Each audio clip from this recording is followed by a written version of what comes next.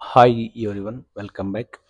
Police ನೇಮಕಾತಿ ಪ್ರಕ್ರಿಯೆ ಮನೆಯ ಗೃಹ ಮಂತ್ರಿಗಳಾದ ಪ್ರಿಯಾಂಕ್ ಖರ್ಗೆ ಅವರು ಒಂದು ಹೊಸ ಅಪ್ಡೇಟ್ ಕೊಟ್ಟಿದ್ದಾರೆ, ತಿಳಿಸ್ಕೊಡ್ತೀನಿ. ಚಾನಲ್ಗೆ ಸಬ್ಸ್ಕ್ರೈಬ್ ಆಗಿ.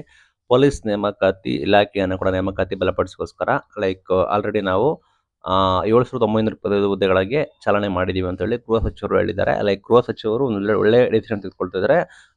ಬೇರೆ ಬೇರೆ ನೇಮಕಾತಿ ಆಗಿಲ್ಲ, ಬಟ್ ಪೊಲೀಸ್ ಇಲಾಖೆ ನೇಮಕಾತಿ ಆದಷ್ಟು ಬೇಗನೆ ನಡೀತಾ ಇದೆ. ಅದು ಕೂಡ ಎಲ್ಲ ನೇಮಕಾತಿ ಪಾರದರ್ಶಕತೆಯಿಂದ ಆದಷ್ಟು ಬೇಗನೆ ನೋಟಿಫಿಕೇಶನ್ ಕೂಡ ಆಗಿದೆ. ಉಳಿದ ಹುದ್ದೆಗಳನ್ನು ನಾವು ಶೀಘ್ರದಲ್ಲೇ ಭರ್ತಿ ಮಾಡ್ತೀವಿ ಅಂತ ಕೂಡ ಹೇಳಿದ್ದಾರೆ.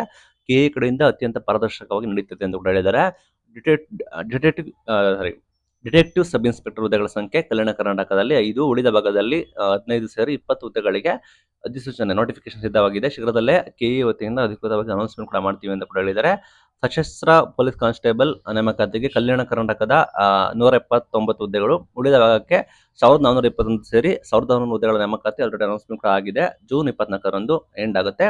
ಅದೇ ರೀತಿಯಲ್ಲಿ 3,991 ಸಿವಿಲ್ ಕಾನ್ಸ್ಟೇಬಲ್ ಹುದ್ದೆಗಳು, 1,455 ವಿಶೇಷ ಮೀಸಲು ಪೊಲೀಸ್ ಕಾನ್ಸ್ಟೇಬಲ್ ಹುದ್ದೆಗಳ ಪ್ರಕ್ರಿಯೆ ಕೂಡ ನಡೀತಾ ಇದೆ.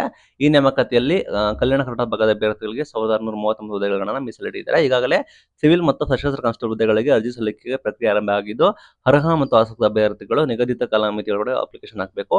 ಉಳಿದ ಹುದ್ದೆಗಳನ್ನು ನಾವು ಶೀಘ್ರದಲ್ಲಿ ನೋಟಿಫಿಕೇಶನ್ ಕೂಡ ಮಾಡ್ತೀವಿ ಅಂತ ಕೂಡ ಹೇಳಿದ್ದಾರೆ. ಯಾರು ಆಕಾಂಕ್ಷೆ ಕೂಡ ಇದರಲ್ಲಿ ಬಿಗ್ ಅಪ್ಡೇಟ್ ಶಿಕ್ಷಕ ಪೊಲೀಸ್ ನೇಮಕಾತಿ ಗೃಹ ಸಚಿವರು ಬಿಗ್ ಅಪ್ಡೇಟ್ ನ ಕೊಟ್ಟಿದ್ದಾರೆ. Thank you.